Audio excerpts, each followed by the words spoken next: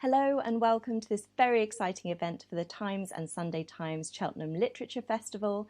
I'm Kira Millward-Hargrave and I'm delighted to be in conversation with one of my very favourite storytellers, Cornelia Funke. Born in Germany and now living in the USA, she has written dozens of stories, including the internationally best-selling Dragon Rider series and the Inkheart series, as well as many standalone novels, including a personal favourite of mine that I'm clutching, The Thief Lord. She has won numerous awards, most recently the Special Award for Lifetime Achievement from the German Youth Literature Awards. But Cornelia is not only a brilliant author, but a brilliant person too. She supports many worthwhile causes as widespread as children's hospices and women's education. So it's my great honour to be speaking with you today, Cornelia. Welcome to the Cheltenham Literature Festival. Thank you so much, Kieran, and I'm equally excited to talk to such a gifted storyteller.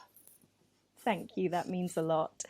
Reading any of your books, it's so clear that your ear for storytelling is pitch perfect. Is this something that you have developed since a child, or was it more recently that you began to really come into your own as a storyteller?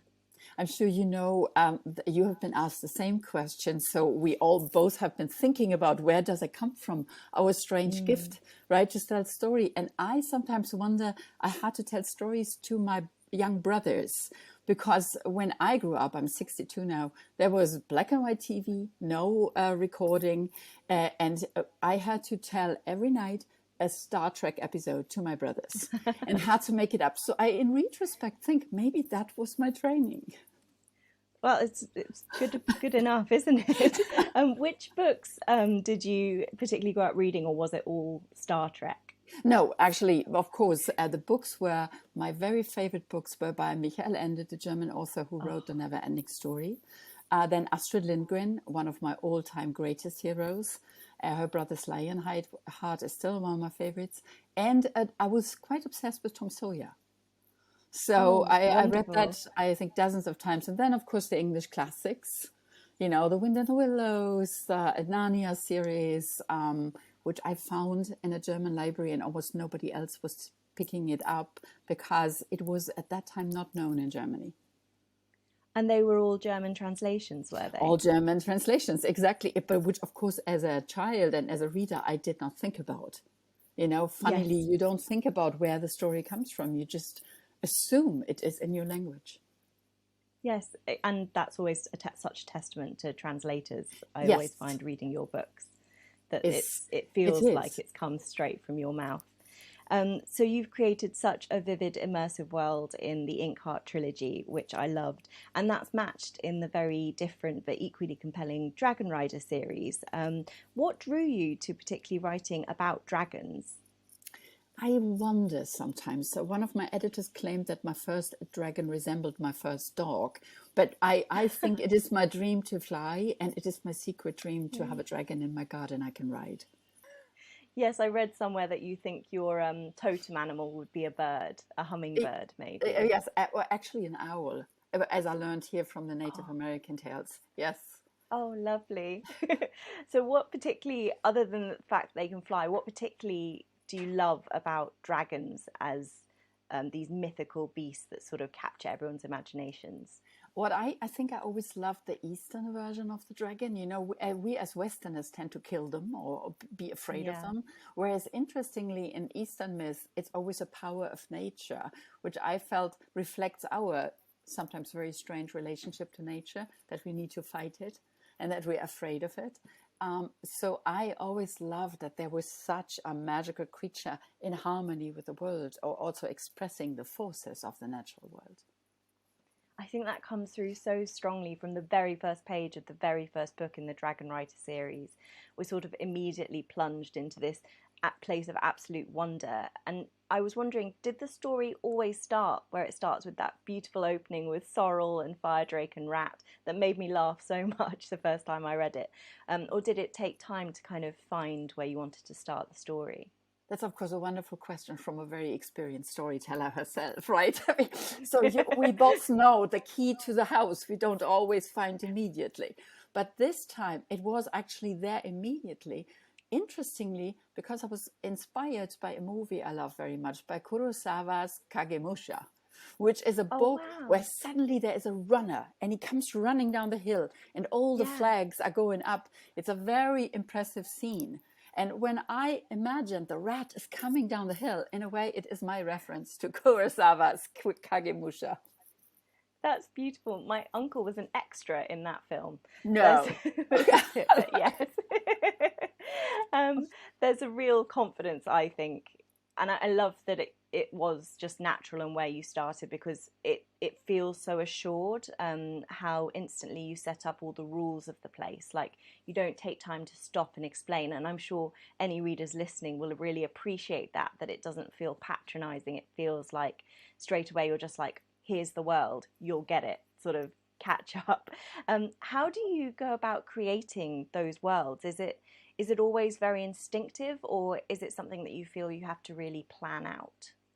I first of all never want to know the ending of a story. I would get awfully bored if I knew. So I plan only a few chapters ahead. But what I do is I almost like gather travel um, um, provisions by saying, okay, I go into this labyrinth of the story. What may I need? So I look up about the century I set it in. I look up about the place, which I think is a main hero, as you do it in your books as well, of the story, and the taste, the smells. And then I send my characters in, but I go with them. I don't know all about that world. I travel with them, and I am surprised myself. My poor editor, often in the fourth edit, hears me screaming, "That character lied to me. I had to change everything. He tricked me." And she has to go with me on that ride. So that's how it works. It is, it's so strange how real they become and how they do whatever they want, and you just have to follow them around. And I think that really comes across, that sense of surprise and enjoyment in the writing process. It really comes through in the I Dragon am Rider glad. series. And I love hearing a little bit there about your writing process. How long do you sit with an idea for a book before you do you put pen to paper? Do you write on your laptop? Where do you actually start writing? I actually start with like notebooks like this. So they look like this. They often have the wrong title at the beginning on it. I start making them myself, like covering them Oh wow. with photos and images. I start asking questions. I'm sure you know that feeling. You go in and you start asking questions because, Kieran, don't we both believe they are real? We just talk about them, right? We just find them Exactly. somewhere. We're not making them up. That's just a great illusion. And once I start trying to find out about them, I start sketching and asking questions. I show you one of my research pages here. So they look like this, Oh like with wow. clippings out. And I recommend that to all young writers. You will just have so much fun owning these notebooks afterwards. So I have about of Dragon Rider 6 before I start to Oh really wow. write, That's amazing. So yeah. And I think it's so important for any young writers listening to get over the the fear of that blank page, and that's such a fun Right, and that's exciting way to do that. I think it is, but when you filled already so many pages with questions and reflections and thoughts and ideas, there is no fear. You cannot wait to write that first chapter. Yes, yes, that's always an exciting moment. And what language do you write in? And this might sound a strange question, but my mum's bilingual, and I'm always curious: is it the same one that you think and dream in?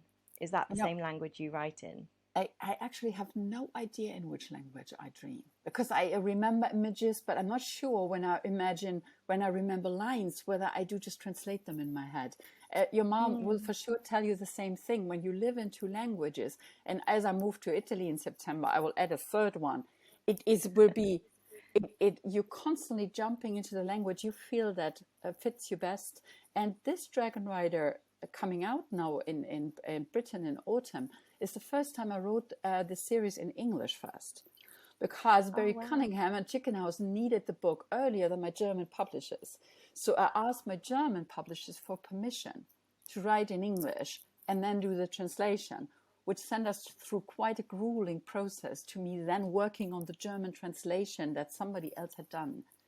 Oh, wow. Yeah, it's been a few months. The last few months have been stressful for all of us because there was my English version, there was the German version, and I was working on both of them. We found mistakes in both of them, and we finally now could send it off to print, which was a great adventure. And I wonder whether now the English readers will hear a difference, because it's not the wonderful Anthea Bell, who was my most beloved translator, but it is me myself. And actually, the chicken houses said to me, "Oh, there's your voice. We didn't know what it sounds like." And I've How done it wonderful. before, but this is the first. I've done it for Pan's Labyrinth, the adaptation I did with Guillermo del Yes. Toro. But that was a very different genre also, and a much darker. I did the first time with a true children's book.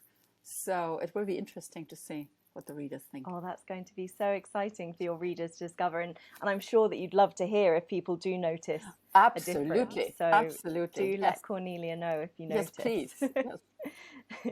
Yes. It's always, talking of translations, so interesting to me how differently books look around the world. And I know you've just shown us some of your wonderful notebooks, but I wonder if we might be able to see some of your book covers in from different. Oh, here we go. Oh, Yes, I wow, love that's that you suggested amazing. that. Look at this.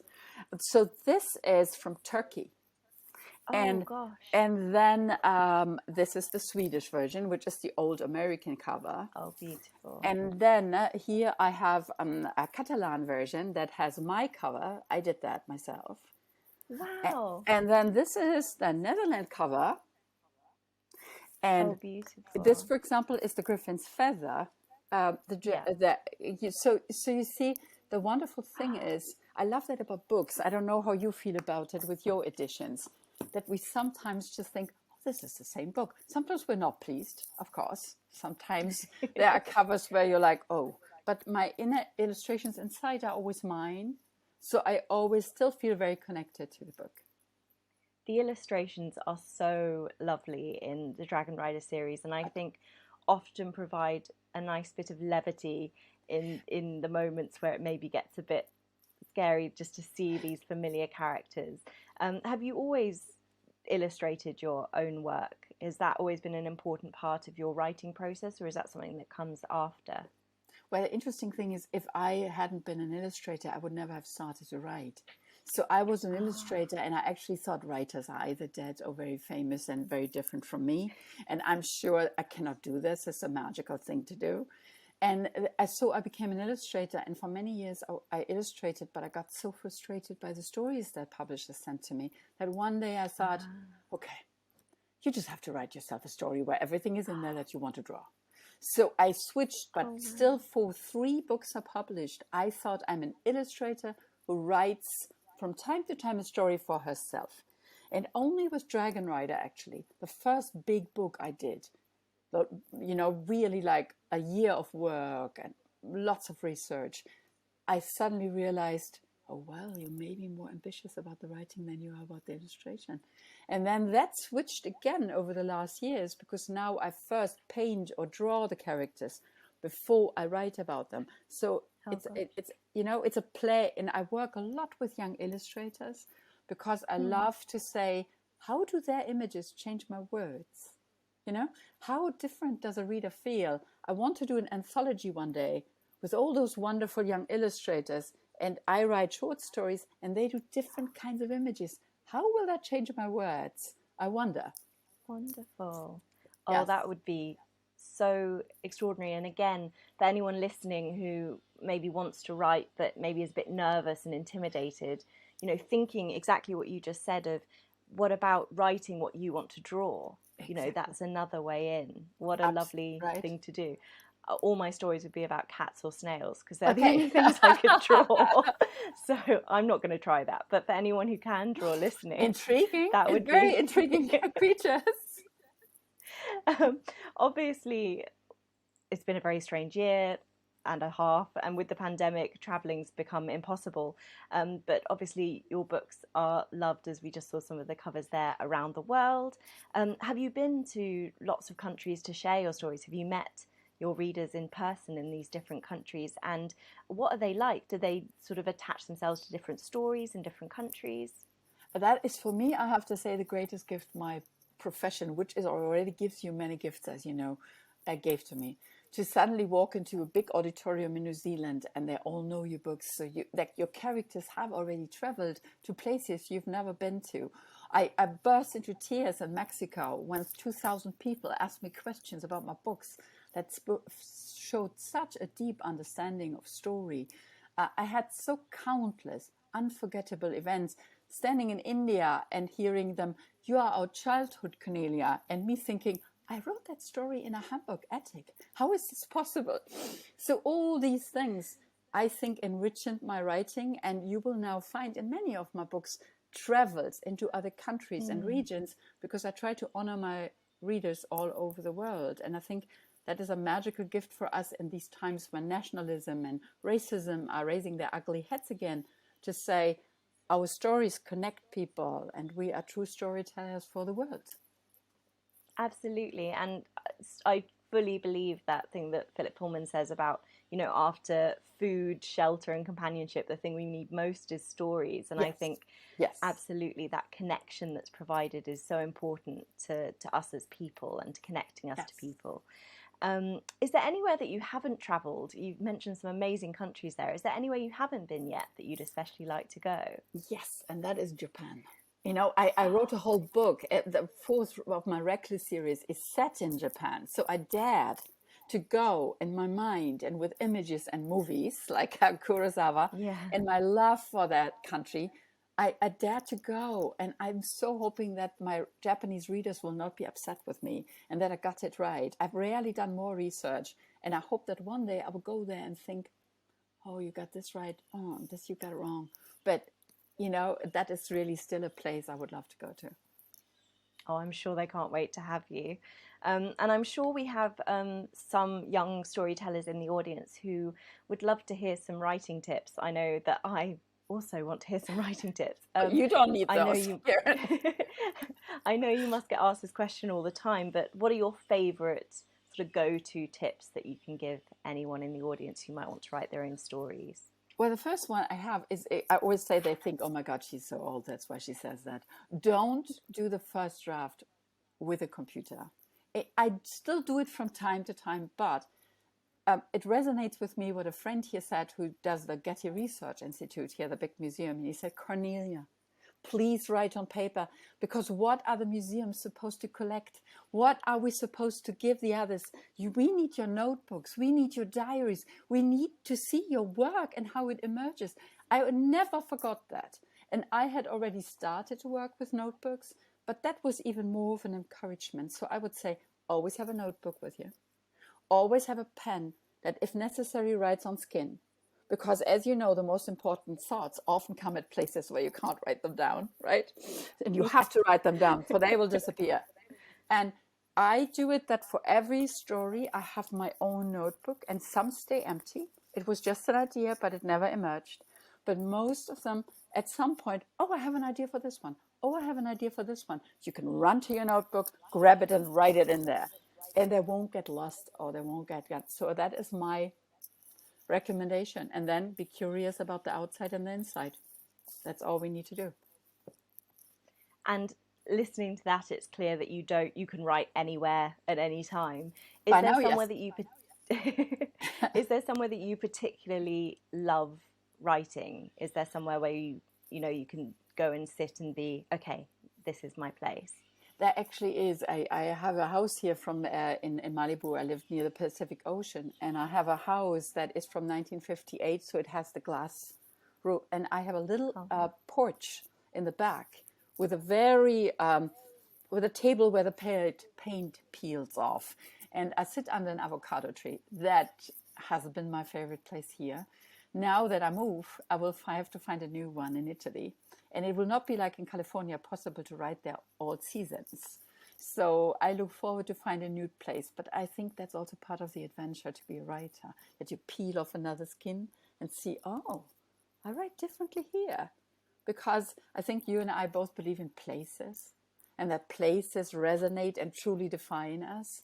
And so I can also recommend that to every writer. Don't think it is not important where you're writing. It's vastly important. And in terms of places you do travel to so many wonderful places in the books, and you gave us some of the reasons there. Is there possibly a place that you're thinking of maybe for future books that you've sort of kept back, or are you waiting for the next idea to find you? Am I allowed to ask that? Yeah, I love that question. Yeah, with the Reckless series I'm doing, it's a series that travels with every book to another country in the 19th century, and it always does another kind of fairy tale circle. So I have still not gone to Africa. So I have been only in Madagascar once. So I think even if it's just with my mind, I want to travel into the fairy tales of Africa still and explore those. Though funnily, I never had the draw to travel there much, which is also interesting, right? We feel like we have an inner map and we follow it. And there are certain places that call. And India, for example, be always a place that calls me. And when I'm there, I'm scared and I'm exhilarated at the same time. And I think, you will not get out here alive. And, oh, you will miss this so much when you get out here. So, and then there's New Zealand. That's another of my places where I have been. That is always a place of dream. So, yeah, many places. Oh my God, so many. My family, my mum's side is from India, and I Oh, feel well, exactly the same when I go, exhilarated, terrified, like I never want to leave. right? It's a magic place. Yes, yes. And my God, what a place for us storytellers. Yes, absolutely, and the Right. oral traditions. And it seems to me that you are very clearly someone who honors and regards oral storytelling really important, because all your books sound so wonderful aloud. And I remember one of my earliest encounters with your work was watching you do a reading on YouTube on this magnificent throne, and it's beautiful. And you don't have a throne currently, but I was wondering if you might be able to read to us I would love to do that. from one of your books. So I would love to read you a page from the new book, the Aurelia Curse, The Other Dragon Rider. And I wrote this in English, so this time I'm not reading a translation. Though I have to say, when I read Anthea's translation, it always felt, as you said, as if the words had come from me. So I take you now to the Pacific Ocean, and we're high up in the air. Ben felt Fire Drake's silver scales beneath his hands, although his dragon was, thanks to Mary's potion, as invisible as he himself. He felt the wind in his face and the strength of fire and air carrying through the clouds. No, there was nothing compared to this. Dragon Rider. Ben wanted to yell his joy up to the fading stars, but that didn't go well with the mission to make their way in secret to Anacapa. So he kept the joy inside, a warm, glowing light deep inside his heart, stronger than the apprehension he felt thinking about what lay ahead, the worry about his father, and about Twigleg, who was getting ready to once again play the traitor. Dragon Rider. Each time he climbed onto Fire Drake's back, Ben felt like never climbing down again. Each time those silver wings spread beside him, he imagined doing this for the rest of his life, this and nothing else, to fly his dragon, to become one with Fire Drake's strength and beauty, his wisdom and knowledge about the world. No human could ever feel as much at home in this planet's mountains and above its oceans the way the dragon did. No human could ever talk all the tongues heard in this world. Fire Drake did. He understood the whispers of the trees and the murmur of the waves, the chirping of the birds and the hissing of a snake.